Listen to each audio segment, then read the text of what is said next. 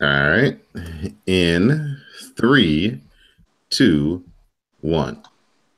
Hello, and welcome to episode 169 of the WrassleCast. I'm your host, Don Delarente. I'm joined by my SmackDown Matters correspondent, Ms. Dee Dee Jonay. Hey, friends. What's going on, friend? Just living life one Dayquil tablet at a time. Oh no. So you have illness as you return from your. I got the illnesses. I'll tell you off camera, but just know that the drama started literally the morning that I left, and Uh, it did not end until it still hasn't ended because I'm still sick. But yeah, it's been a time, but it's okay because I had fried alligator, I had shrimp and grits. Let me tell you what I had. I had crawfish that they made into some kind of dish and topped over the best cornbread I've ever had in my life. And that was like an appetizer.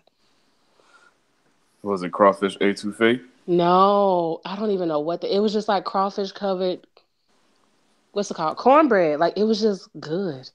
Like I don't I don't know how you skinny and live in New Orleans. I you, don't you're not.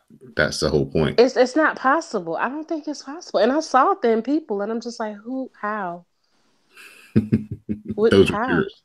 Those are tourists. Had to be because listen. That food is. Uh, mm.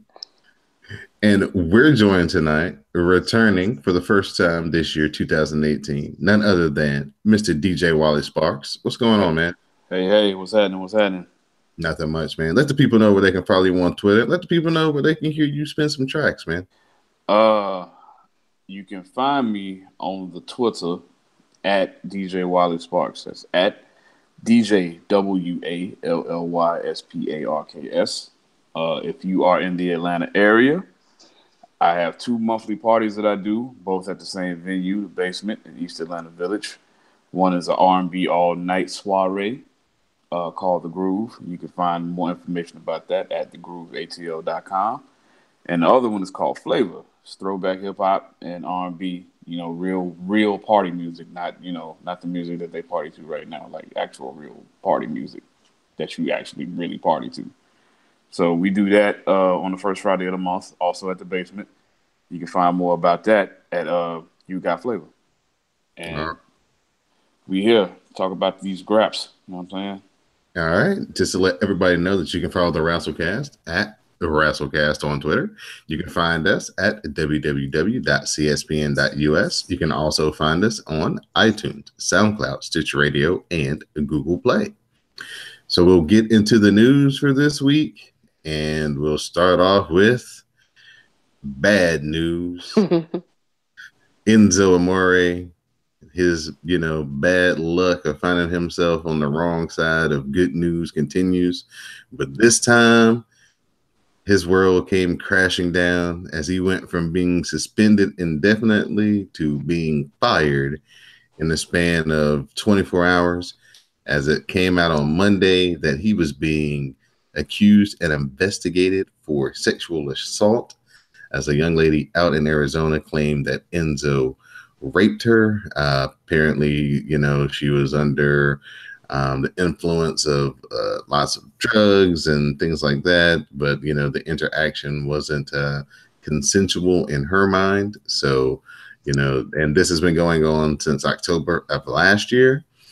And on Monday, he was suspended indefinitely. But then on Tuesday, he was fired and released due to not informing the company of this investigation. So, Didi Jonay, we'll start with you. Enzo Amore doing the one thing you can't do, because they do have this big old clause in there that says if you do something unbecoming of the promotion and the promoter and blah blah blah blah blah, they can terminate suspension and all that. So Right. Now listen, I'm not here to judge the girl, but what she did is whatever she did. So whatever she says happens, I have to believe that that's what happened. What I don't understand about him is you got to learn to cover your ass. And in the day of Me Too and in the times of social media in and of itself, there was no way that if you knew that this girl said, "Oh, I didn't like this. I feel like this is what this is," and she told you that, or you heard that through the grapevine, the first person you should have did was told your people, because it was gonna get out on the internet. And once it's on the internet, you can't control the narrative. So that was a horrible choice on his part to not tell the people the minute he thought things were turning left. And I'll leave it at that. Okay, Wally, your thoughts on Enzo and the things that's led up to his release this week? I knew it was serious when he got fired, and they didn't even give him the future endeavor courtesy. Like, you know what I'm saying? There's like, he's fired. That's it. You know what I mean? And I feel bad for the woman that was involved, man, because I'm pretty sure she felt that she couldn't say anything just because of his high profile and the power of he works for $1 billion company. You know what I mean? And it's just unfortunate all around, man. But it's hard. It's hard for me to like even talk about things like this because it's a real delicate situation, and I just feel bad for her. But at least it's out there now. I mean, if he did do it or if he did not, I mean, I know it's just allegations at the moment, but either way, I'm like Didi, man. He kind of played himself. He should have told his bosses immediately. You know what I mean? Not to just to get in front of it, but just to handle it or whatever, man. So right. It was bad. Because kind of the same thing that happened with Michael Vick, I'm pretty sure Vince and his people, they got their own security and they little investigative people. So, you know what I'm saying? He probably could have got things moved along a little bit quicker if he would have gotten them involved, especially if he, was innocent or whatever. But, definitely not a good move by Enzo. And basically that's the reason why he got fired. It wasn't really that he was getting, that he has charges against him. It was just that he, neglected to tell the company, so they might have been able to work with him, protect him, take him off TV, keep him suspended indefinitely until it blew over. And then, the timing of it, of course, was the ultimate sin against them because it came down on Monday afternoon as they're preparing for the Raw 25. Apparently, Vince just told him to get out, just, leave the building. He didn't even have, 2 minutes for him once it, came down. And then, I guess once, he got a chance to think about it a little bit more and was like, well, if this has been going on for, almost a year, and this is the first we're hearing about it when everybody else is hearing about it, Vince was, I guess, final straw, you're out of here. So just gotta wash your hands of it. You know what I'm saying? I mean, if you're in Vince's position, you just gotta wash your hands of it immediately. You gotta, you know what I'm saying? Just nip it in the bud. Right. So, so hopefully, the justice system works out, and whatever needs to come out will come out, and the justice will prevail in this situation. In other news, Vince was busy again this week as he announced the return of the XFL in 2020. This will be a watered down version of the XFL, nothing like the XFL that we all remember and grew up with in 2099. Players with any criminal record will not be allowed to play in the league. Everyone must stand for the national anthem, and players will not be given any forum to, do any platform or, have any social justice or social causes a part of their football league. So basically, make America a great football league. That's exactly what I was about to call it. I was like, y'all know what this is, right? This is the MAGA football league is what this is. So anybody just thoughts on it? Just anybody wants to jump in? I mean, but like, are they gonna be body slamming people? Because then I might watch. Anyway, I doubt it. Oh, I'm not watching. You gotta give me entertainment. If you're gonna be racist, you gotta be racist and entertaining. You My can't be like man, you're gonna stand for this. What is it? What is it? The anthem. I was gonna call it the monument. I knew that was wrong, but I couldn't think of the the anthem. Be like, you're gonna stand for this anthem and you're gonna like it.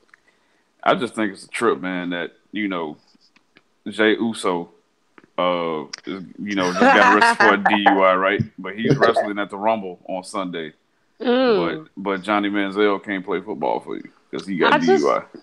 I just think it's funny how Vince was like, I know you get tired of watching them 3.5 hour football games. And the whole Oh, internet was like, bitch, what do you think Raw is? Like right. Yeah. 3 hours. 3 whole long hours. I'm into it for the shenanigans because I know chaos is imminent. You know what I'm saying? And I like to. I'm one of those people that like to watch the world burn in a sense. Yeah. So at least I want to see what the chaos is going to be at first before I peace out on it. You know what I mean? Yeah. I know it's going to be something crazy happening. That's what I said on Twitter. I said Vince got bored and decided to set $100 million on fire. So he brought the XFL back. But then I was looking on the internet and they said actually, if certain things line up, it's like a tax shelter kind of thing. So he saves money. Oh, well, Because rich people can scam into more money. They are very skilled at that. well, when the That's why they president rich. Yeah. calls you up and says, "Hey, man, you need to bring the XFL back and promote and make those niggers stand." That's what he said. right." Allegedly. I don't You need know what I'm nobody saying? calling the folk on me. Allegedly. So they got something underhanded working on, where he can profit even if he don't profit, as far as people watching going to the games. So True. You know who they're gonna trot out there as an ambassador for the football league? Tim Tebow? Nah, Herschel Walker. Herschel Walker. That sounds like an old really, black man. Who is that? He Let is me an old black Google. man. See, I knew it. You He can't is be an young old with a black name like man. Herschel. You gotta be about 60 with a name like Herschel. Yeah. He's one of the best running backs in the history of the SEC. And he Herschel. also, when the USFL was around, he played for the team that Donald Trump owned. And Oh. he and he's one of the few celebrity Trump supporters, few black Uh, celebrity Trump supporters. how embarrassing. And it is what it is. Oh, he 55. Allegedly. And I don't feel like I he about don't to feel fight like you can. MMA. It's crazy. That's too much. I yeah, don't feel like you can be anything under 70 with a name like Herschel. yeah, it's definitely one of those models they don't make anymore. Mm-hmm. Oh, he divorced his little white wife. That is a shame. Yeah, that model has long been discontinued. Oh wow. So, in January of 2020, everybody will be looking forward to the XFL. So now we'll talk about Monday Night Raw. Monday Night Womp. Raw 25. It could have been Womp good. womp. It could have But been it good. wasn't. It But could it have been. wasn't. Yeah, you're right. You're right. But it could have been good. There were some good things that happened and some real odd things that happened. You know what I'm saying? So we start off at the Manhattan Center, the original destination of Monday Night Raw, with Jim Ross and Jerry the King Lawler. They've got the old school Raw siren going on. They've got the ICO Pro banner hanging up. They've got the old, light up entrance, just like it was back in 1993, just in HD. So, it looked great actually in there. Mm-hmm. And then we to the Barclays Center. And there we have Shane and Stephanie. They come out and they thank the fans. They thank the wrestlers, and they thank all the behind-the-scenes people that have made Raw a success and helped them get to 25 years. Then we get a great Raw Greatest Moments video package. And then Stephanie says that they are just getting started, and she thanks Vince McMahon. So Vince struts and power walks down to the ring. He hugs Shane and Stephanie, and he gets a thank you Vince from the crowd. He doesn't like to pat himself on the back, but tonight he will. Vince goes to leave, but Shane and Stephanie have a gift for him, a plaque to celebrate Raw 25. Vince says it feels cheap. Stephanie says they tried to GoFundMe and they didn't get a lot.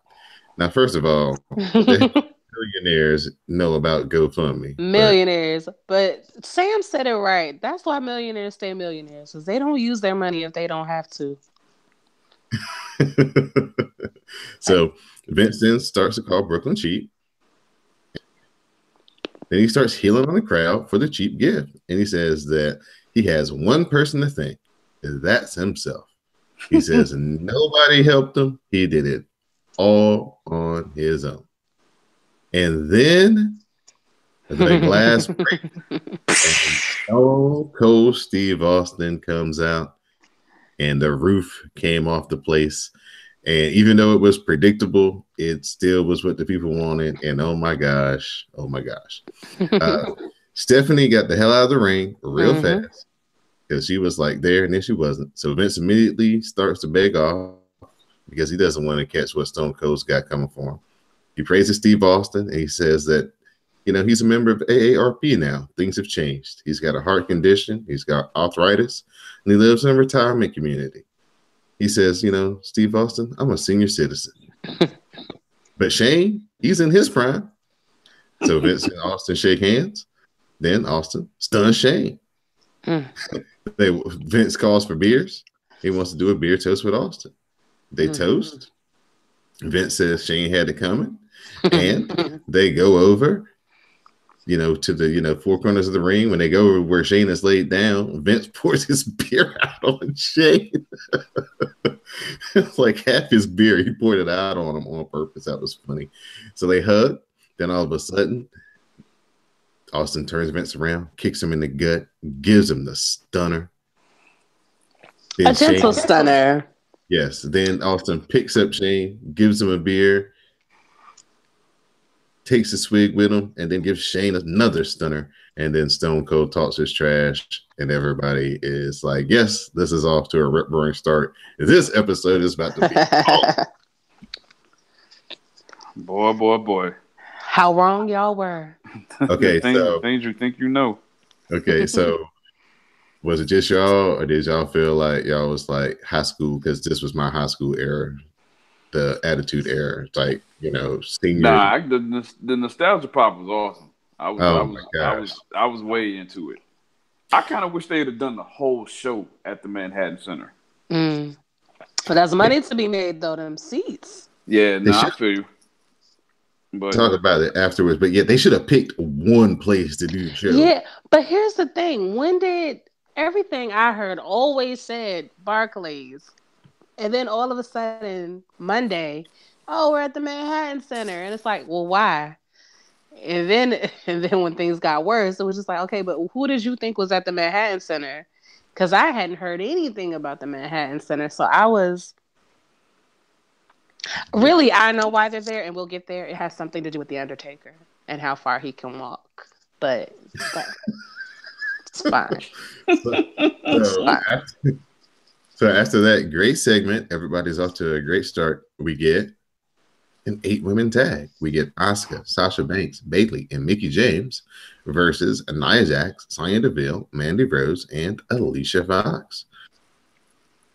Fox is still working over Sasha Banks. We get a big brawl on the floor. Sasha hits the bank statement on Alicia Fox, and Sasha, Asuka, Bayley, and Mickie James get the win. And then this is where the show went left, because this match was too long. Ooh, it was 12 minutes. That is awfully long. Commercials.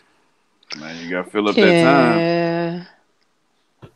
Yeah. So I mean, I liked it, but it was definitely the beginning of the end. Yeah. Now, what happened after the match? Asuka destroys everybody and throws them out of the ring on her team. Yeah. Now that was worth it, but that was like 90 seconds. The other 11 minutes and a half. I mean, the beginning was lit when Nia was like, "I'm not waiting for no bell. I'm going for Asuka's ass." Immediately, that was lit. Yeah, that was lit. And it was all of the in between. That's little. And the Brooklyn crowd was really there for Nia too, because when she tagged in, they had a big cheer for her. So they like their ethnics in Brooklyn. Yes. So the coach is backstage and he's meeting with Kurt Angle. Then we get the parade of Harvey Wippleman, the Brooklyn Brawler, Player, Teddy Long, Brother Love, and the Boogeyman all around. Of course. I got a question. Yes. I got a question. Are they Yes. really worms? Yeah, I Oh, think they yeah. are. Yeah. Oh Yes, they are. God, that's even worse. Ugh. Yes. Bruce Pritchard has confirmed that, yes, those are real earthworms. Where is PETA? Do they know about this? I'm gonna tell them about this. This is unacceptable. Oh my god. This is unacceptable. Oh Now, man. see, little did we Ugh. know that this was going to kind of be the theme of the evening. This kind of, I don't even know what you call this. This carousel and nostalgia. Yeah, this nostalgia buffet is what it is. So we get an Undertaker video package, and then we go to the Manhattan Center. The Undertaker arrives. He talks about taking souls and digging holes.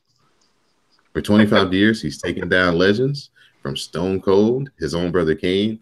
They've all tried to take him out and failed. And now on this day, he declares that for all those who have fallen, rest in peace.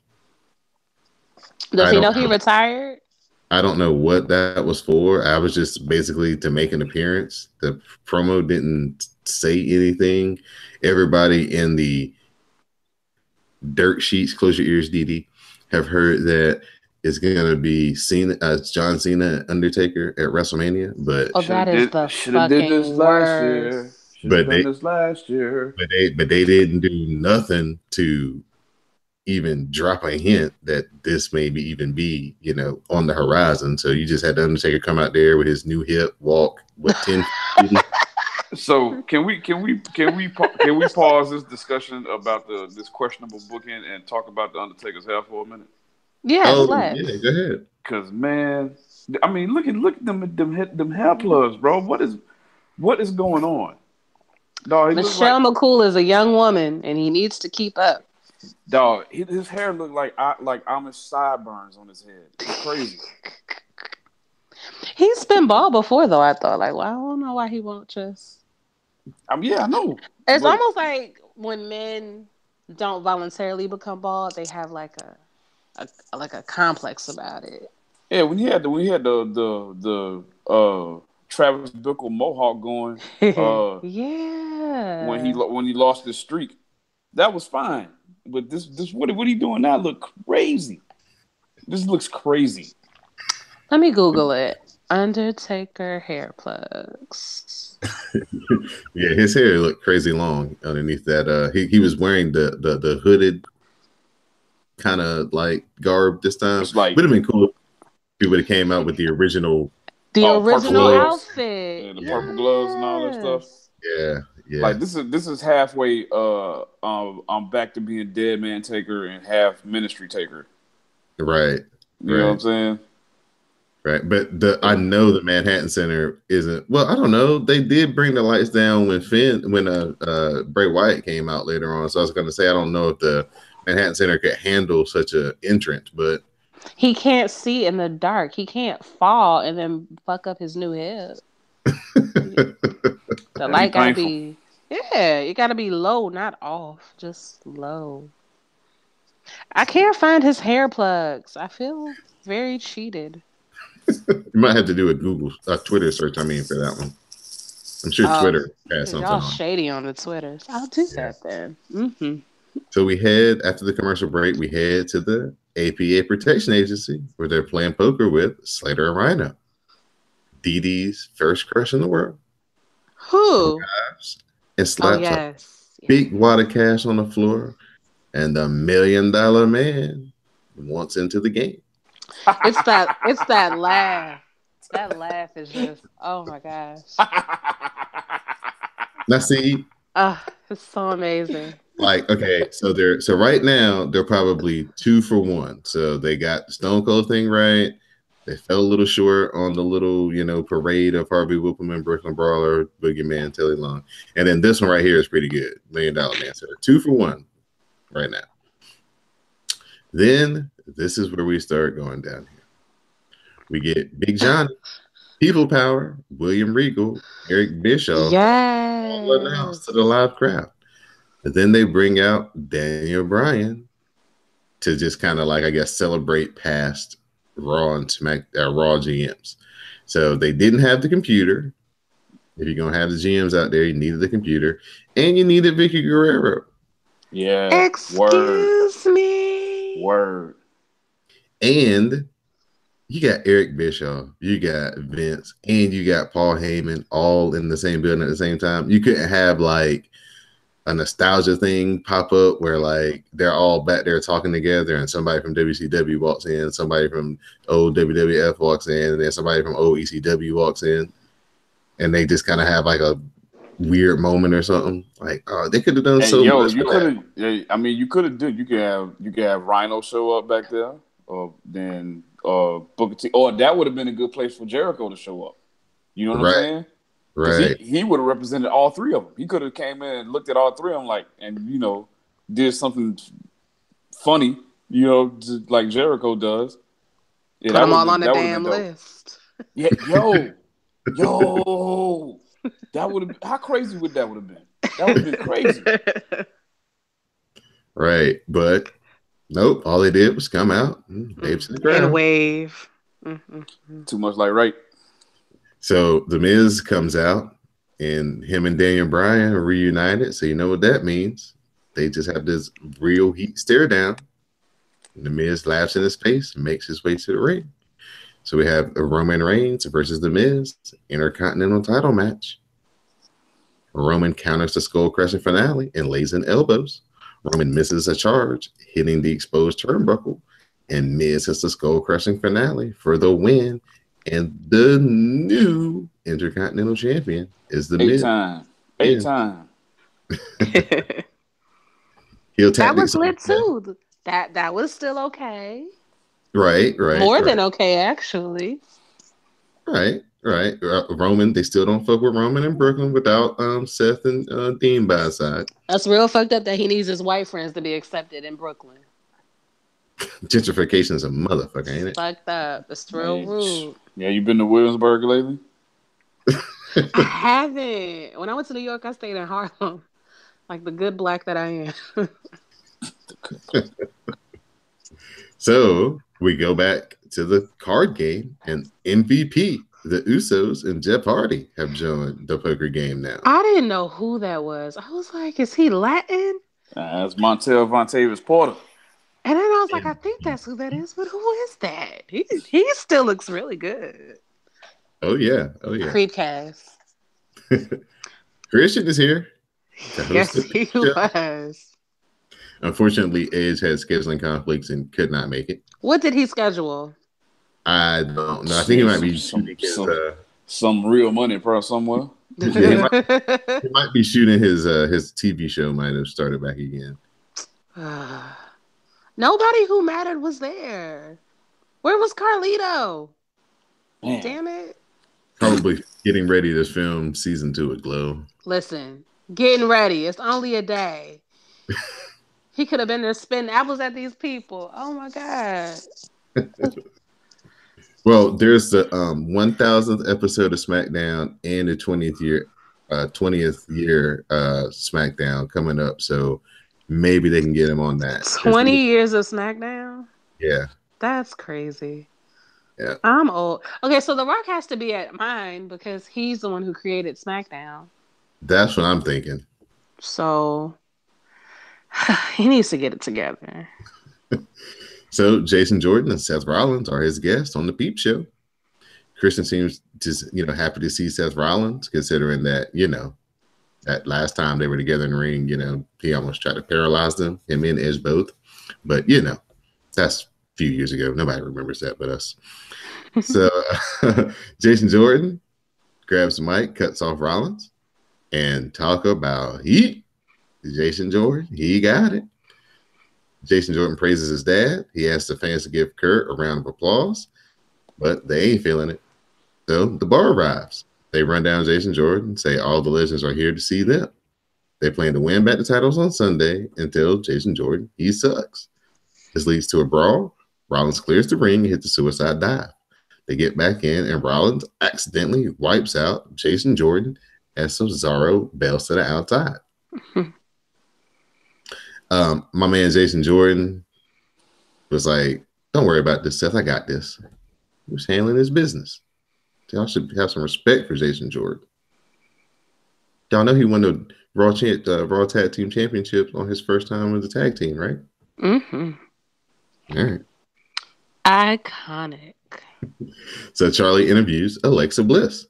They discuss the Women's Rumble, and Bliss says that she will be champion at Mania and a goddess to boot. Then Charlotte Flair arrives and says that Bliss is only champion because she is on SmackDown. Charlotte then brings in the Nature Boy, Ric Flair, and he says that Charlotte will be the champion until she decides not to be. Now, Didi, I know that you are of the vertically challenged ones among us. Yeah. How come they didn't get that girl no apple box to stand on? Listen, this is what you don't do as a short girl. You don't stand directly beside somebody who's a foot taller than you with no heels, no apple box. And then I think they pointed the camera to make it even look like worse, because there are ways to cheat a height difference, and they used none of them. They used none of them, and I'm like, this is like some David and Goliath bullshit. But I thought we were supposed to root for David, and I'm not gonna do that. She looked like Andre the Giant standing She there. looked like her mother. She looked like Look at my little baby. You remember Powerpuff Girls when Sarah Bellum would be around, and you never saw the top of her head because she was so tall in comparison to the mayor? It's very bad. Like, she's little. Gosh, somebody on Twitter was like, I don't know if Charlotte's tall or if Alexa's little, and it's like, it's both. Like, right. It's all that together, because they don't ever be doing Sasha like that, and Sasha ain't tall.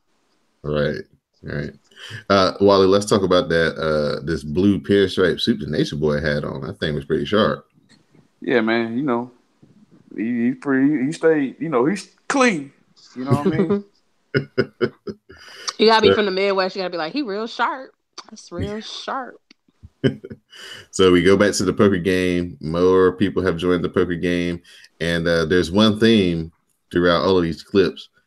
Heath Slater keeps losing his money, y'all. Rent money gone, grocery money gone, pamper money gone. But, you know, he's trying to win his money back, so they keep playing. So then we switch back to the Manhattan Center, where we get Bray Wyatt versus Matt Hardy. Matt hits a side effect, and that gets a 2 count. Bray Wyatt hits a twist of fate. Counters the twist of fate and hits the Sister Abigail, and he gets the win. Mm-hmm. Now, at this point, in the Manhattan Center, we've had probably about almost 2 hours worth of Raw programming, and they've only seen The Undertaker, the opening of the show, and Bray Wyatt versus Matt Hardy, and then during the commercial breaks, they got some intersplicings of some 205 Live, like, tape the matches on the screen. What did you think was going to be there? And apparently, like, these tickets were, like, more than... They were expensive, $300. Yeah. Why? What did they think was going to be there? I don't know. Who were they told was there? One of my rapper friends was there, and he was like, "Yo, this is bogus." You know what I'm saying? He was actually at the Manhattan Center, and he was like, "Yeah, it's you know, there's literally nothing going on." I want to know what the advertisement said, like, because you know, like when they say, "Oh, they coming to Capital One," it'll be this person, this versus that person, whoever and whoever. Like, who did they tell them was gonna be there? I think it was just a draw of Raw being in the Manhattan Center. They didn't have to tell them, because they're wrestling people. They didn't have to tell them anything. Listen, y'all gonna get enough of listening to people who are friends with Trump. Scam City. There you go. And I love the WWE, but come on now. They good for a scam. So back at the Barclays Center, this is where the show really started to take a bad turn, because this is, I think, what people were looking forward to the most, and it was just a dud. They bring out the legends of the women's / diva division. So Bruh. The first ones we get are Dee Dee's faves, the Bella twins. Hoopst. We almost lost her. Listen, Bree still got that baby weight on her though. She look cute. Then we get Maurice. Speaking of baby weight, Pregnant as hell. Man, super pregnant. You know what I'm saying? Out there. Then we get Kelly. Man, what? You know what I'm saying? They just got any old body. They were like, well, she's on TV. She'll do. What's she on TV doing now? She's on WAGs. She's on WAGs, right? Yeah. I don't know what that is. What is WAGs? It's a British term for wives and girlfriends of like sports people. So her boyfriend or her husband must be in somebody's sport. Yeah, Brandy and Cody Rhodes are on there too. Yeah, but that's WAGs Atlanta. She was on a different one. I think. I don't watch it. I'm nosy, so I keep up with things. Sam's fave, Lillian Garcia. I cracked up. And immediately he had a horse reference for her. Of course he did. Took no time at all. It was like it was in dress ready. Like, yeah, you know it. We had Miss Jackie. Mm-hmm. We had Tori Wilson. We had Michelle McCool. Terry Reynolds. I was happy to see her, actually. Maria Kanellis. Also pregnant as hell. Yes. And the GOAT, Trish Stratus. Hey. With the blonde streaks in her head. She had to bring the blonde back. Yes. And all they did was come wave. And wave. Wave. All they did was wave. Now, you know, we have the Women's Royal Rumble, the first one ever, coming up this weekend. You got, Trish Stratus. You got Tori Wilson. You got Miss Jackie. You know, some people who got some, legitimate wrestling credentials. At least Trish Jackie. I got a question. Yes. Why Sable act like she can't come back? Somebody got to watch the kids, I guess. Listen, he got all the money. They can hire a nanny, or his mama can watch them for one night, and she can act like she gives a damn about. She must hate the WWE. She don't ever come back. Yeah, and you can't really talk about Divas / Women's Division and Raw without Sable. Right, like she was with the handprint paint job bikini. Like that was a definitive moment. Mm-hmm. And Lita too, but Yeah, but we see her, so she's not special. TBA. She's not even special. You know what though? What sucks is all the cool stuff that they should have put on Raw is on WWE.com. Like they do this where Bailey is in the back, and all of a sudden she walks up behind Trish, and she's just like, it's just like awestruck, taps her on the shoulder. She turns around, and she's just like, oh my god, you're Trish Stratus. That's so interesting to me because that means they knew enough to do it, but they didn't know enough to put it on the TV. Like that's so crazy. Right. People are like, Stone Cold didn't kill the microphone. But if you go to WWE.com, he does a whole interview with Mike Rome where he's talking about stunning Vince and talking about Mike Rome. You're like, I come all the way out here from California and you only got one question. So he starts running him down. It's really funny. So all the good stuff is on WWE.com and didn't show up on Raw. But yeah, this is where a lot of people were really disappointed. Which would make sense if it was SmackDown, but it's 3 hours of Raw. Right. So, one of the good segments is Elias. Yes. Is walking in the back. God bless Elias. God bless him. He runs into Chris Jericho. Yeah. Jericho mocks Elias for wearing some scarves and says that he wrote a song for him. He asks Elias if he can borrow his guitar. Elias says no, and Jericho says, oh, no problem, brought my own. And so he sings a song for Elias, calls him a stupid idiot, and tells him he made the list. But what I love is even the heels don't really want to be on the list. Nobody wants to be on the list, yo. Like they look so put out when they get on the list. Like, oh, really? It's so funny. I think it was cool that he was like full on New Japan Jericho too when he showed up. Yeah, you know what I'm saying? Had the Alpha Club shirt on, even though he was hiding it. You know what I'm saying? Yeah, that was cool. Man, Jericho is like he's in the that back nine of his career, and he's just doing whatever the fuck he wants, and he don't care, what he does on TV as long as he's on TV and he makes you talk about him, and it's all positive. So good for him. So Elias comes into the arena. He plays the tune. He says it took WWE 25 years to find him, and they finally got it right. He does not sing it, but says that the legends need to hear his song. He points out Jimmy Fallon in the crowd and plans to show him how it's done. Elias runs down the various legends like HBK, Jericho, The Rock, and Austin. DD's fave, John Cena arrives. The crowd has their own song for him. And Dayglow, the asshole. Of course, we get the John Cena sucks. We get the asshole chance as Cena puts over 25 years of Raw. Elias tells him, shut up, because no one wants to hear Cena.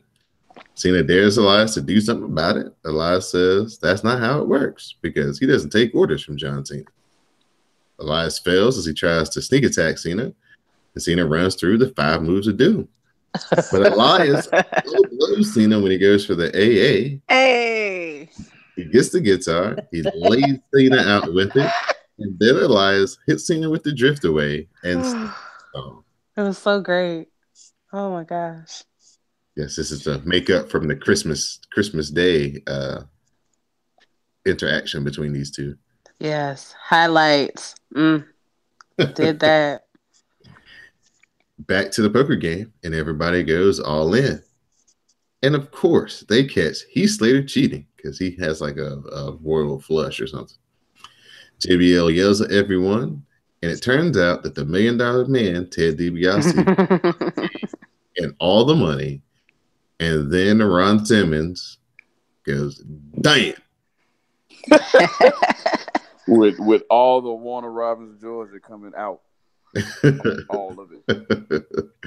So just like in real life, the person who don't need it wins the jackpot. Well, I love Ted DiBiase, but listen, why his son wasn't there? Don't nobody care about Junior, huh? Well, if they can't have Shelton Benjamin there, then there's no need to have Junior there. But Junior's Junior. But he gotta have Shelton though, world's greatest tag team. But Junior. I know Charlie Haas, and then when he got with Junior, that was the time then. But we get Mark Henry. He's walking down the aisle. Where was D'Lo fucking Brown? Somebody's got to run the club. Oh my God. They ruin everything. Go ahead. Yeah, I would have loved to see a D'Lo head bob. With that head shake? What? Could have had a Nation and Domination reunion. Oh, Lord. Ugh. Don't threaten me with a good time. So Mark Henry meets the Godfather at the end of the hall. And the lady with the Godfather turns out to be his wife. He says that, he's giving up the game.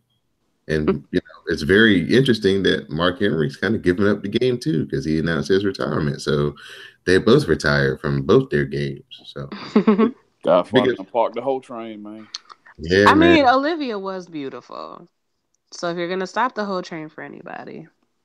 Yes, and ran out of steam. So he made a good choice. So now we get Titus O'Neil and Apollo Crews versus Heath Slater and Rhino. Crews hits a drop kick and then a delayed suplex. Everyone's brawling, and the ref calls the match off because everybody's kicking too much ass. And all of a sudden, the Dudley Boys arrive. Slater gets tossed into the ring. He eats we would know it as the "What's Up" headbutt, but that was a good ad lib by Corey Graves called Dilly Dilly. They get the table. Slater eats the 3D through the table, and then after the match, Rhino, Titus, Apollo Crews all celebrate with the Dudley Boys. It be your own people. Right. Charlie Devon, like he ain't hit the weight room since he retired. Man, he's got no more. Yeah, he's a road agent. All he does is eat and tell people what to do. Charlie interviews AJ Styles, but AJ says that he wants to bring his own special interviewer for this segment. He brings in none other than Mean Gene Okerlund. Hey. Then AJ goes into let me tell you something, Mean Gene. And then runs down Kevin Owens and Sami Zayn using that horrible name, Cammy. And then he basically just promises to retain the WWE title at the World. Cammy. It's so easy. Why didn't I think of that? It's not good. That's why I didn't think of it. Cammy. It's not good. But it's like a real name. I know people named Cammy. I don't know people named Cammy. I know someone named Cammy that's spelled exactly like that. That is so adorable, Cammy. Aww. That's why it doesn't work as a wrestling insult, because it's adorable. Yeah, it is very adorable. It's so adorable. Savin is better because it's like a little closer to Savage. Savin. Right. Mm-hmm. Right. So back to the Manhattan Center, where we have Triple H and HBK. They arrive. DX is here. They talk about the old times. HBK keeps trying to tell stories, but Triple H says they can't tell those stories these days. HBK says he used to be the boss around here, but now Triple H is the boss of everything. HBK, of course, tells the network, and he thinks, and now Triple H gets the mic and thanks the fans. They bring up the old days, name dropping Rick Rude in China, and the beginning days of DX. Triple H then does the "Are you ready?" and the New Age Outlaws arrive. Road Dogg does the old intro, and then he introduces X-Pac. X-Pac then brings out Scott Hall to join the celebration. Scott Hall says the show has been too sweet, and then that brings out the Ballet Club. They get in the ring, and then they all too sweet each other, and then we get the entrance of the Revival. So this was their music is awful. The Revival? Yes. It is terrible. That harmonica is like wild off key. It's terrible. It's like country hip hop, and it's like, no, that don't work. Sound like some Cowboy Troy or something. You know So this was the big deal for the Manhattan Center. They got to see DX and basically the Bullet Club, do the passing of the torch, I guess. Too bad Kevin Nash wasn't there though, because he. I know. They're missing everybody that mattered. Yes, with the whole too sweet hand gesture. He's the one who actually needs to pass it on. I guess Scott Hall can, but Kevin Nash really created it. So we get the Good Brothers versus the Revival. I'm all right with not seeing Kevin Nash on the screen. Okay. It's just me, The Revival attack before the bell, and then they attack Anderson, and they take the early advantage. Gallows finally gets the tag. The Good Brothers hit the Magic Killer, and they get the win. After the match, the Revival eat the finisher buffet, including the pedigree, the super kick. Finn Balor finishes them off with the double foot stomp, and Billy Gunn says, "If you're not down with that, we got 2 words for you." And the crowd finished it off with "Suck it." So we go back to the Barclays Center, and Angle is out with the APA and various legends and mid-carders and jobbers, and they're all surrounding the ring. Angle brings out Braun Strowman, then he brings out Kane, and Heyman comes out to introduce Brock. So Brock, Kane, and Strowman, they all brawl. Brock hits Kane with an F5. Strowman sends Brock to the floor and then slams Brock to the barricade. Strowman then power slams Brock through the announce table, and this is the end of Monday Night Raw. Anticlimactic end because the table didn't really cooperate like it was supposed to. And it's not like we haven't seen this, compared to, we saw the week before with Braun turning over a, semi truck. It's kind of not that fantastic. So But Yeah, it was I'm about to everything. flip the truck. Go ahead. I'm sorry. What No. I was standing over Braun. He's so Yeah. brawny. What can I say?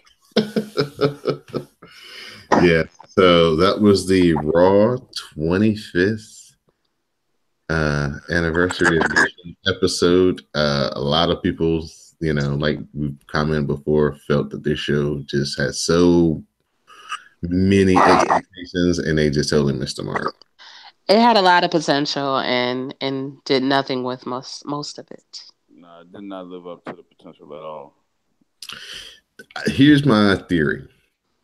Either they didn't have like a special allotted time to like make this, like we got like 4 people over here that all they're doing is writing for Raw 25. We got these are our people that we're gonna have, and we're gonna let these people write for it. They didn't do that, obviously. So they basically probably had to do Raw in their same old formula.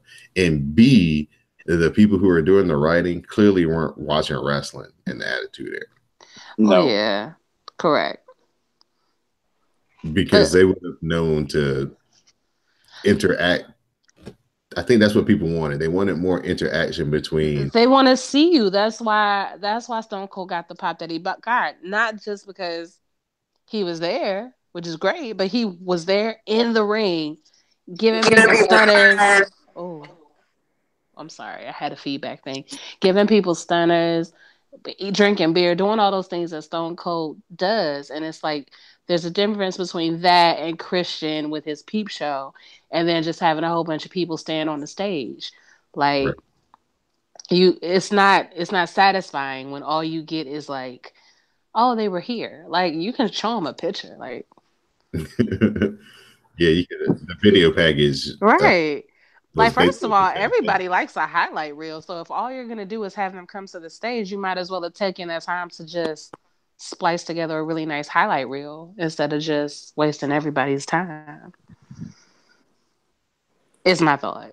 All right, Wally, your thoughts on what could have been better and where they fell short. Man, I like I said earlier, I think they should have had it all in one place. Like choose a place. You know what I'm saying? Or another thing I think they could have done, like when they were going to do like the some of the backstage segments or whatever, they could have done those at the Manhattan Center instead of doing them at Barclays. Maybe especially when you're doing like people like Harvey Whippleman or whatever. I associate him more with early '90s WWE than I do like Attitude Era stuff, and I don't think that translated well over on the screen. Like Coach, I get, and Teddy Long, I get. You know what I'm saying? But the Brooklyn Brawler and Harvey Whippleman, it's it's like sometimes I know you're going for a nostalgia pop, but sometimes you're just doing stuff because those are the people that are here. I feel like there was maybe they had plans to use other people in other ways and just they weren't able to. Like we were discussing Edge not being able to be there. I mean, there's so much other stuff you could have done than what they were doing. You know what I'm saying? Like, I don't know, man. The whole thing with the women that was whack. Uh, they didn't. The matches seemed hurried and rushed, except for the IC championship match. That seemed like that was a real match. But even the Matt Hardy and Bray that it didn't seem. It seemed like it, even though they're in the middle of a feud, that match just seemed to be thrown together just to kill time. You know what I'm saying? Mm-hmm. So I don't know, man. I just didn't. I was hoping for more and just didn't get what I was looking for.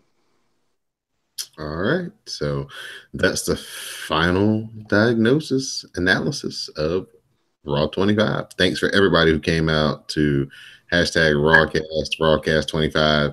There's a lot of fun, a lot of new faces and people. The nostalgia did bring a lot of people out. So a lot of people got introduced to the live tweet for the first time. So hopefully we made some new fans, and you guys will stick around. So Didi Jonay, turn it over Yes. to you for your SmackDown Matters report. Yes, so SmackDown this week was actually in DC. And I feel awful for not going, but the way that my account is set up and the way that my flight was set up, I couldn't go. But had I thought about it, I would have stalked the city for Sami Zayn anyway. But it truly just slipped my mind. I was very disappointed in myself. He was at the Smithsonian. We love a Smithsonian. But anyway, Kevin and Sami come out. They call themselves the future of WWE. They announce themselves as future co-WWE champions. Blah, blah, blah, blah, blah, blah. He says AJ stands no chance on Sunday. Zayn says after they win, they're going to hurt AJ. The crowd is chanting, yep. AJ interrupts to a reaction from the crowd. AJ is still calling them Cammy.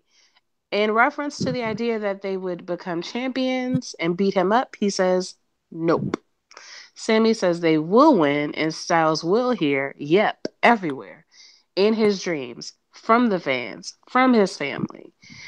AJ says they will never become champions as long as he has spite left in his body. All of this is what essentially foreshadowing, blah, blah, blah. So we go on. Backstage, Shane questions Daniel's decision to put AJ in some matches separately on the same night tonight. And Daniel tells him, don't worry, he's not worried about AJ, blah, blah, blah, blah, blah, blah, yada, yada. Questions, whatever, it doesn't matter. First match of the night, Chad versus Jay Uso. Jimmy and Shelton are ringside. Blah, blah, blah. Jay makes a comeback after a break. Then he hits a suicide dive and a Samoan drop. Chad responds with a rolling kick and an O'Connor roll German suplex. That's a lot of words together that I've never seen before. But he does that and it turns into a win. So good for Chad. Let me give you a shorter version of that. Thank you. Just call it Chaos Theory. Ah, I like that name. Backstage, Renee Young asks Shinsuke Nakamura how he plans on winning the Royal Rumble. He says, I see someone, I put my knee in their face. I see someone else, knee to the face. Next person, knee face, knee face. It seems like a good plan to me. I don't see the issue. Somebody might want to explain the rules to him, though. I mean, we got to toss somebody out. But depending on the way the knee goes, he might fall out of the. No, probably not. Listen, Dog, it could work. Don't doubt him. Don't doubt him. He looks like he's explored the physics of this. He's interrupted by Baron Corbin, who claims he's all hype. He says his resume speaks volumes, unlike Nakamura's. Nakamura says he's going to win the Rumble, and he will challenge Corbin to a match tonight. There's a selfie promo from Ty Dillinger announcing himself in the Royal Rumble match. Excuse me. Next, Naomi versus Liv Morgan. Excuse me. Oh, Donald, can you take over? I'm sorry. I got you. Naomi versus Liv Morgan. Liv grounds the action as Natalya, Carmella, and Lana make their way to ringside. Becky is also out as Naomi makes the ropes. Naomi fires back with the kick, and she hits the sunset flip, and Naomi gets the win. After the match, we get the big post-match brawl with bodies being tossed into the top rope. And she rhymes, and she says that she loves this and wishes them all luck this Sunday.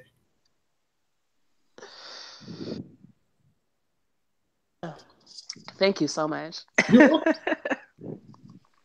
I told y'all I'm still sick, so I'm having a little bit of a moment. Next is Shinsuke versus Baron Corbin. Nakamura's all over Baron. He goes for the Kinshasa, but Corbin reverses into a deep six for a near fall. He follows with a big clothesline for another near fall. Nakamura then counters and end of days into an armbar, but Corbin manages to slip out. Nakamura sets up for the Kinshasa again when out of nowhere, Randy Orton flies in and nails him with an RKO for the DQ or the no contest, depending on how you want to think about it. Corbin tries to attack Randy, but he gets an RKO for his troubles. It was fun. The crowd liked it, and I hate Randy, but it was kind of like, oh, well, all right.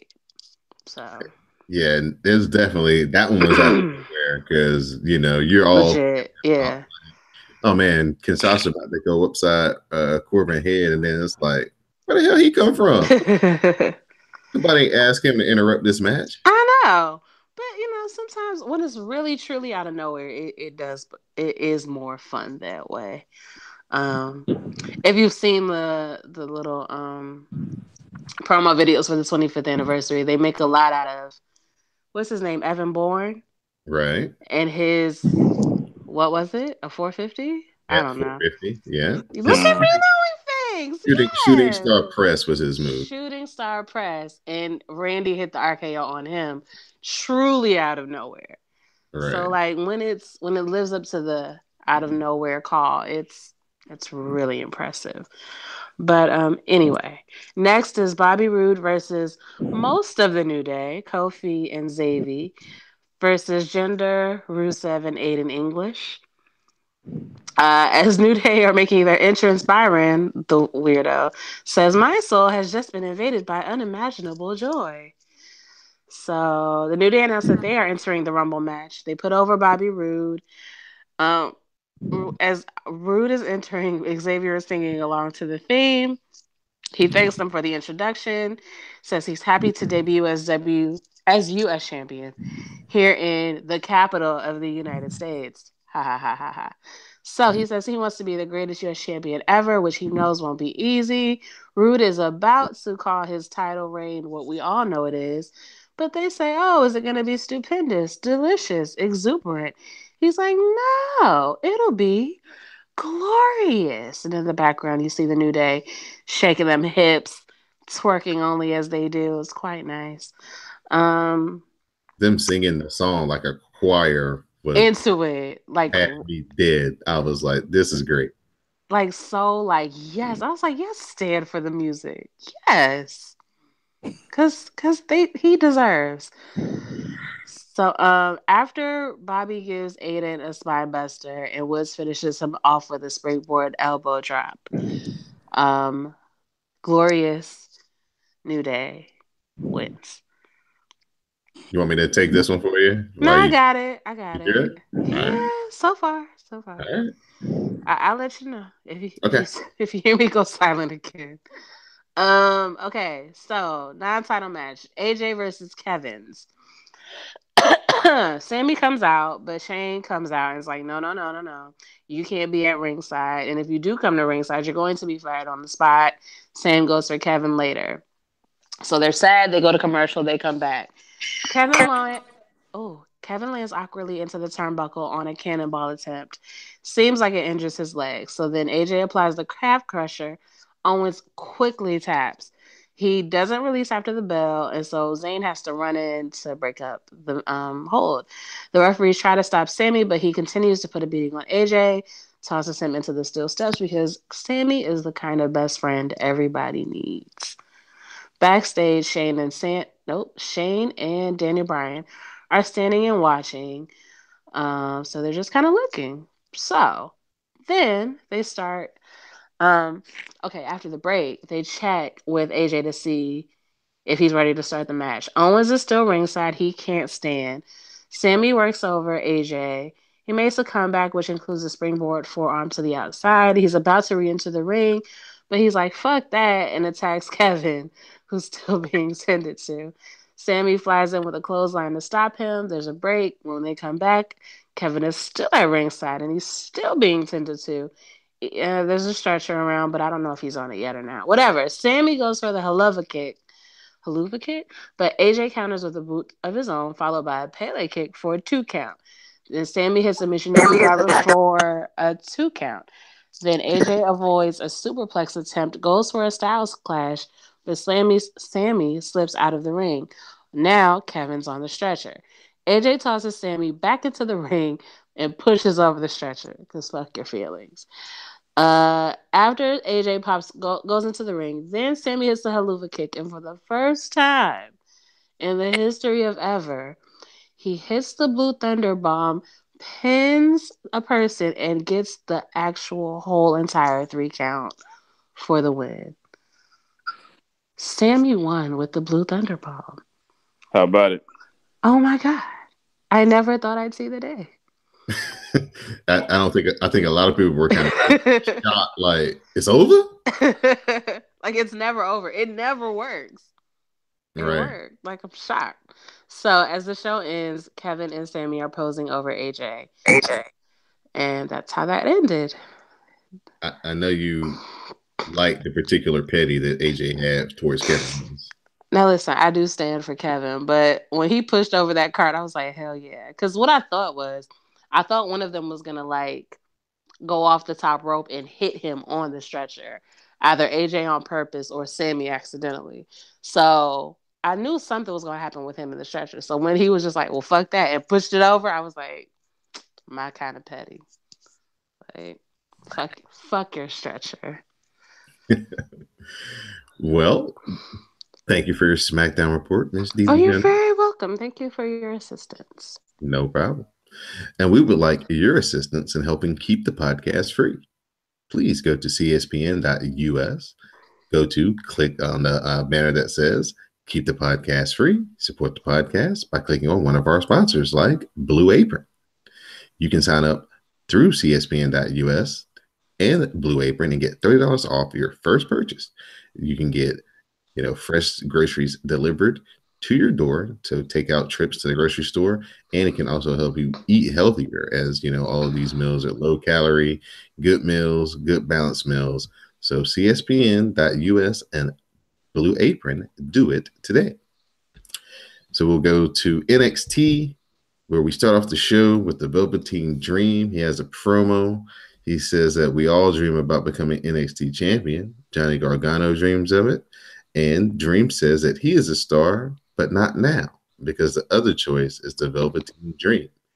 Gargano is filled with doubt, and Gargano's dream will be over tonight. But what was really cool about this was, like, it shows him, he's got his back to the camera, and then he starts directing. So, like, all of a sudden, it just goes black, and then he's like, ambiance, and then, like, purple comes up in the background, and he says something else, and then like smoke starts flying up, and then he says something else, and then like the light shines on him, and then he turns around and starts doing his promo. So yeah, that was really cool. We get No Way Jose versus Cesar Bononi. No Way Jose lands jabs and forearm strikes, and then he hits the power slam. No Way Jose hits the wind-up punch, and Bonini is pinned. No Way Jose's first time he been back since the last takeover, actually. So this was his first match back, and he get the win over Cesar Bonini. Get a video package for Aleister Black versus Adam Cole at Philly Takeover. Then we get Mabu, Bianca Belair, Binky Belair, Lord, versus Latoya.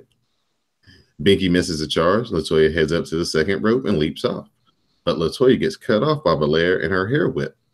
Binky then hits the reverse powerbomb / alley-oop and gets the pin. I hope that she is one of the special entrants in the Royal Rumble this Sunday, Binky that is, because she's strong and she can like press somebody over the top rope, and that would be impressive. So hopefully she gets into it. If y'all saw the NXT Women's Battle Royal, I think that happened in like October. Then you could kind of see kind of what she can do. That was one of her showcase matches. But it's good to see Binky on TV, and y'all know she's my fave. So next up, we get Percy Watson. He interviews Shayna Baszler and Ember Moon. Ember calls Baszler a bully and says that she takes shortcuts and tries to injure people. Ember questions if Baszler can actually hang in the division. Shayna says it isn't about anyone else. It's only about Ember. Ember says that she's the champion for a reason, and Baszler won't come into her division and take shortcuts. Ember says she has responsibilities as champion, but Baszler doesn't understand that. Ember adds that Baszler won't win at TakeOver. Shayna says that Moon achieved her dreams, but the difference between them is Baszler doesn't care if anyone knows about her path. When Moon wakes up at TakeOver and sees Shayna walking away with the title, she will be walking away with Ember's dreams, and Baszler doesn't care about the NXT universe, but they'll just have to get used to her. So, Dee, you wouldn't have liked this at all. She was smirking. She was just kind of being very dismissive. My first thing was, damn, Ember might smack the shit out of her if she don't get that smirk off her face. We get the second part of the TM61 vignette. This was really good. They actually might need to start kind of doing more of this type of stuff on the main roster for some guys. They basically went back to their whole journey from getting signed at NXT and kind of what got them there, and then kind of their hardships being at NXT. Because one of the guys got his knee blown out and wrestled like 2 takeover matches on a bad knee, and then finally just got blown out. So they had to, have the surgery and everything. It shows them going through that recovery and all that, and coming back as a tag team. It was a really good vignette. So good work by NXT. The Authors of Pain versus 2 local guys. The Authors of Pain attack at the bell, hitting the corner, Death Valley Drivers. The match is ruled a no contest. Then the Authors of Pain cut a promo on the Undisputed Era, promising to win the tag team titles back in TakeOver. Then they hit the Super Collider on the 2. Time for our main event. We got Johnny Gargano versus the Velveteen Dream for a shot at the NXT title at NXT TakeOver. The Velveteen Dream hits the Death Valley Driver off the second rope, and he covers for a 2 count. The Velveteen Dream heads up top. He pauses as he goes for his Purple Rainmaker elbow drop, and he goes instead of doing it with his right arm, he tries to do it with his left arm, and it fails him as his elbow drop eats the knees for Gargano. Gargano hits a super kick. Johnny follows that up with the Gargano escape in the Velveteen Dream tap. After the match, Cien Almas and Zelina Vega arrive. Almas and Gargano stand off, and then Almas tries to attack. Gargano fights him off at first, but Almas cuts him off and tosses him to the floor. Gargano fights back to the apron, hits an Enzuigiri and the slingshot DDT. Gargano picks up the NXT title and stands tall as the crowd chants, "You deserve it." It was a very good main event. Velveteen Dream and Johnny Gargano had an excellent match. Velveteen Dream is one of these guys that actually get over even in matches that he loses. Just so athletic. He's got really good heel tactics, takes his time. Velveteen Dream and Bianca Belair could be next. They really could be next. While I know you watched this NXT, what'd you think about it? I enjoyed the main event a lot. Is that like Dream is like so deep into his character. You know what I'm saying? That like everything he's doing right now is working like a charm. As you know, and you know what's crazy is I can still see room for improvement. But But even now, even at the state he's in now, he's still like you can see that he's like head and shoulders above a whole lot of other people, and why they're buying into him or putting time into him the way they are now. Right. He could be like a generational talent. You know what I'm saying? Right. When I see Binky, same thing I saw when I saw Sasha Banks. I see that confidence. I see that she knows exactly what her character is or who her character is, and the only thing that she's just got to get better at is her timing in the ring. But everything else that comes with like being a star, carrying yourself, and having that charisma, oh yeah, she got that. No problem. You think they should use her as a baby face, or you think no. She got because she's so strong. She's so much stronger than all these other girls that it wouldn't be that impressive if she was a baby face at first. If she's like a real heel and she's like using her strength in negative ways, and then all of a sudden build her up, and then all of a sudden turn her. That'll start off because it's easier to be a heel than it is to be a baby face. So let her do the easy thing first, get her what's natural first, and then once she gets that down, you can always be a baby face later. Yeah, but you got it though. Yeah, man, she is just man, she comes out swinging that ponytail, she comes out bopping, you know what I'm saying? She gets the EST. So good luck to those two, man, and their careers. Hopefully they are, really get to the main roster and they flourish. So right. So this Saturday we have NXT TakeOver from Philly. # WrassleCast takeover for the live tweet. This live tweet will start at 8 p.m. So please come share your pro wrestling commentary with the hosts and fans of the WrassleCast. So we have a match that was made right after this NXT, as when Velveteen Dream came through the curtain. He got into it with Cassius Ohno because Cassius Ohno was the person he was supposed to wrestle in the tournament, but Johnny Gargano took Velveteen Dream's spot. Velveteen Dream got hurt, unfortunately. So they got into it, and so they're going to have a match at TakeOver, Cassius Ohno versus Velveteen Dream. We're going to have Aleister Black versus Adam Cole in an Extreme Rules match. We're going to have the NXT Tag Team Champions of Bobby Fish and Kyle O'Reilly versus the Authors of Pain. We're going to have Shayna Baszler versus Ember Moon for the NXT Women's title. And we're going to have Cien Almas versus Johnny Gargano for the NXT Championship. So that's your TakeOver card. And as always, TakeOver should be fantastic. And I'm looking forward to that Aleister Black, Adam Cole Extreme Rules match. Yes. That should be good. That should be a real fun. Yeah, that should be real fun. I'm actually looking forward to Velveteen and Ono because I think what Ono's kind of position in NXT now is kind of how Chris Jericho was on the main roster, is the guy to test people with. Right. And it's not going. He'll lay down for somebody and put somebody over, especially somebody that's young, that's on the rise or whatever, and it's not going to hurt him any. You know what I'm saying? And I think he's kind of the guy that you can rely on to give a younger opponent who needs seasoning a really, really good match, and make sure that he's working properly. And right. I'm more interested in watching that match to see how they work together than I am to whether who wins or loses. Right. You know what I mean? Right. So that's one of the matches. Once I saw that got made, I was like, that's interesting. I think that's probably one of the matches besides the main event that I'm really, really looking forward to. So Didi Jonay, you have got to make sure that you watch this event on Saturday so you can check out Velveteen Dream. What time? 8 o'clock. On Saturday. Yes, ma'am. Okay. All right. So now it's time for everybody's favorite game show. Who you got? Yeah. We're gonna be playing. Got for the Royal Rumble. Is that the theme music? Listen, I can only do a little bit because they might sue me for infringement, copyright infringement. So yeah, that's all y'all get. I know all about clearing samples, buddy. The hashtag for the live tweet will be hashtag RumbleCast.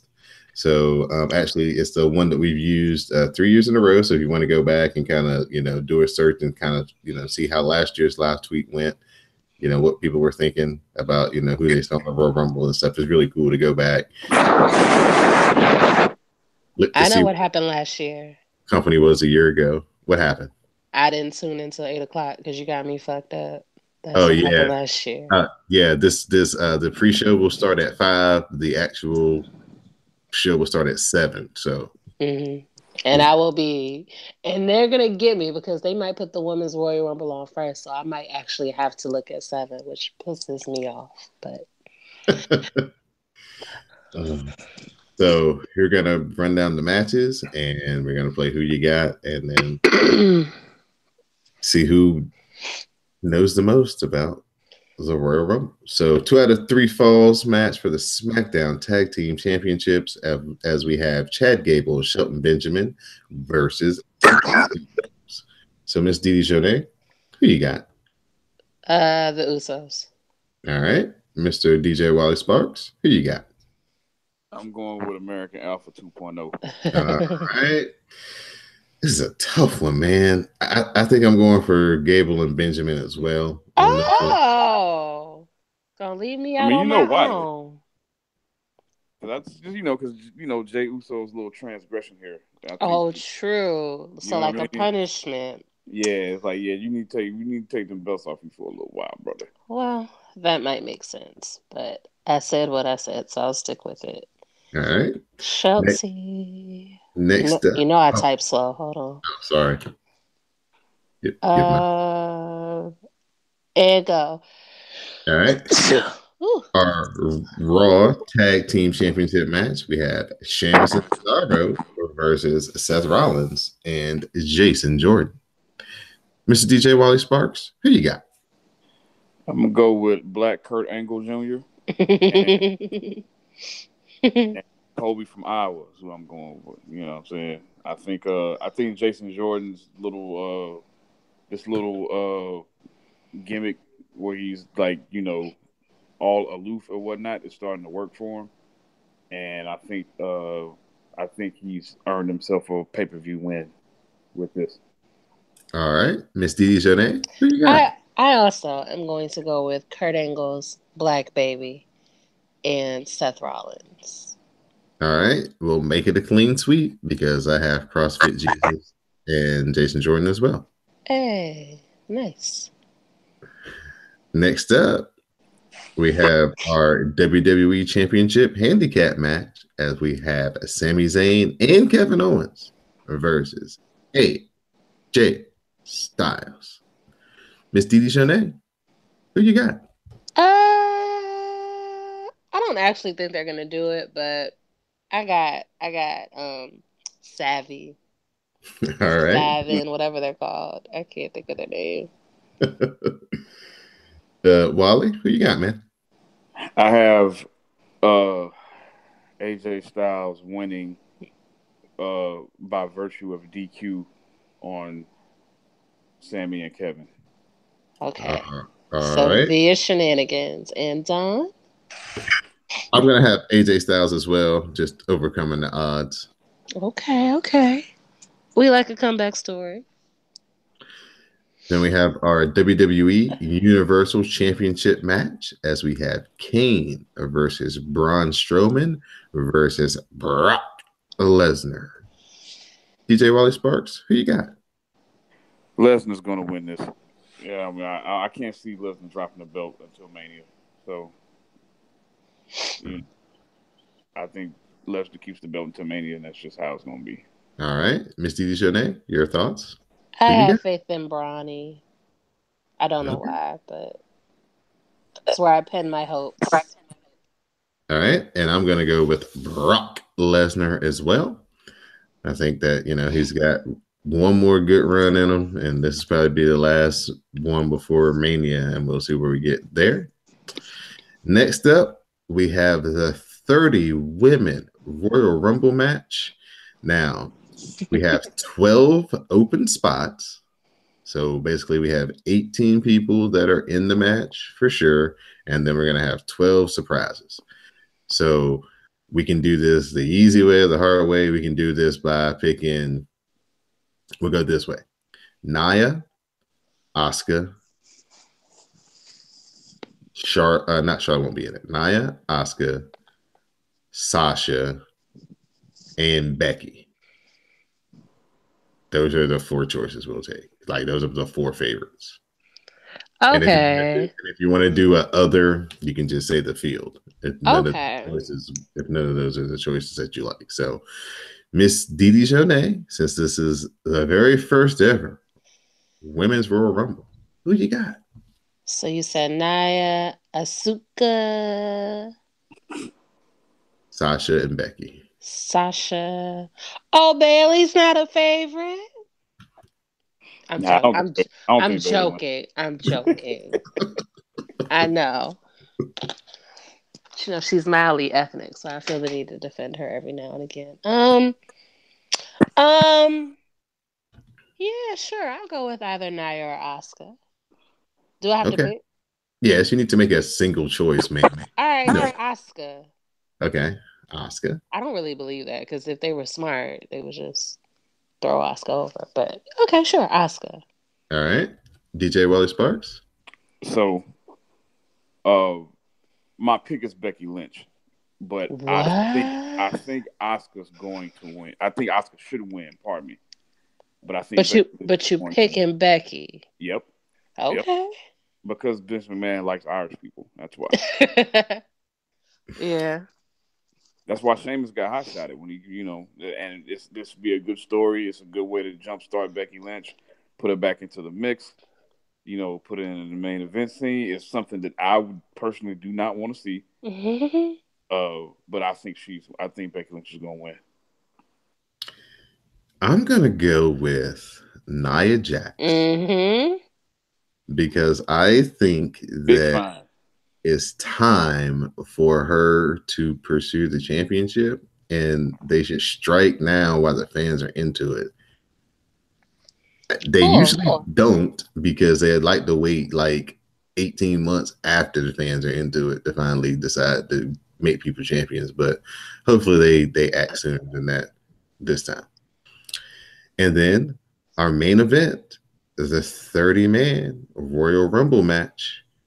We have 13 open slots available in the men's match. So we have 17 competitors already declared themselves in. Now, see, this one's going to be a little bit harder because the odds in Vegas have like Daniel Bryan as like the favorite. And it's like Daniel Bryan and Nakamura are like the two favorites. Yeah. So I could see Nakamura. Man, I would be so happy about that. You know what? I'll go Nakamura. Sure. Okay. That's who you got. Wally, who you got? I'm gonna go Nakamura too, even just because I'm such a Nakamura mark.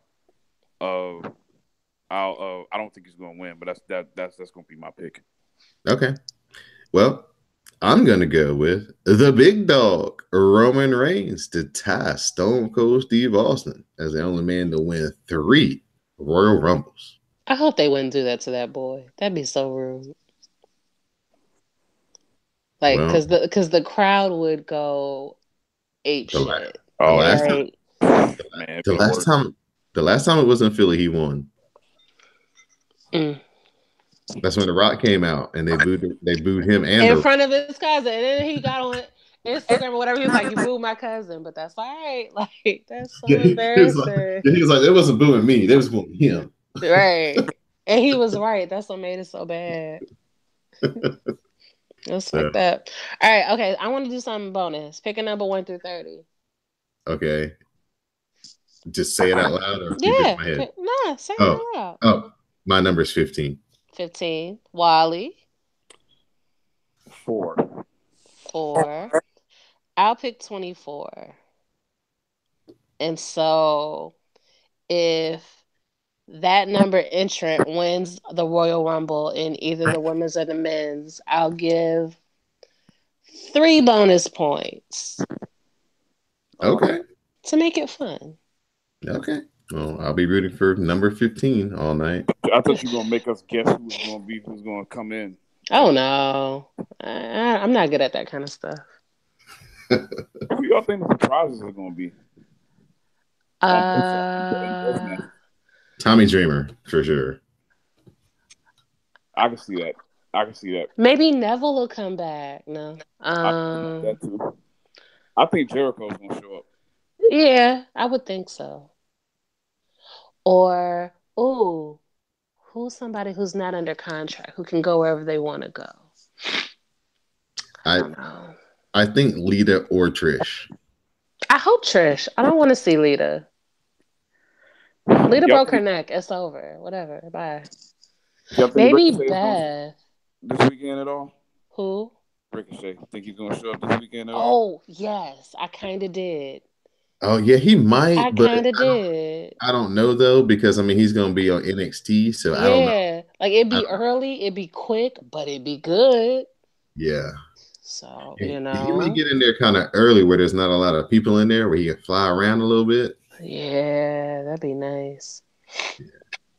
So yeah, I think that's the reason why this pay-per-view everybody likes it so much is why it's next to WrestleMania probably the most popular pay-per-view. It's just for you never know. They always leave it. They have 13 spots for the men. That's a lot of people. That's like 1/3, more than 1/3. Right.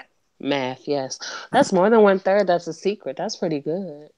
Yeah, so looking forward to that. So Miss Dee Dejournay, at this time, I will open it up to you so you can do your thank you shout out. Oh yeah, shout out to New Orleans because even though you had a water advisory, and I had to brush my teeth with bottled water. I still had an amazing time. My brother got married. I have a new sister-in-law. Her sister is actually amazing. So like, cool family. It's wonderful. Shout out to Dayquil. Shout out to Mucinex. Shout out to Red Wine. Won't he do it? Shout out to Wally for being on tonight. Shout out to Don, as always. Shout out to the chairman. Shout out to Mel, because Mel always gets shout outs.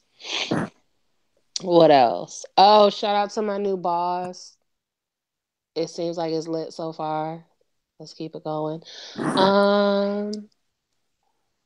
Shout out to Greg and Sam. Everybody on the network. Shout out to the Boozy Broads. That ain't the name, but they know who I mean. Yeah, that's it. All right. Mr. DJ Wally Sparks, your thank yous and shout outs, sir. Well, thank you to y'all, the WrassleCast, for having me on again. I always enjoy my time here. Get to talk wrestling. Shout out to Diamond Dallas Page for being in public earlier today. He's a cool guy. And shout out to everybody in Atlanta that have been coming out and support my events.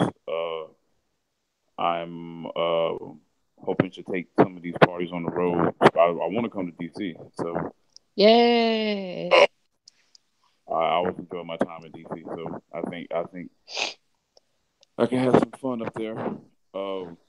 And just shout out to everybody that rocks with me, man. Yeah, that's about it. You know what I mean? All right. Thank you, DJ Wally Sparks, for being our guest tonight, first and foremost.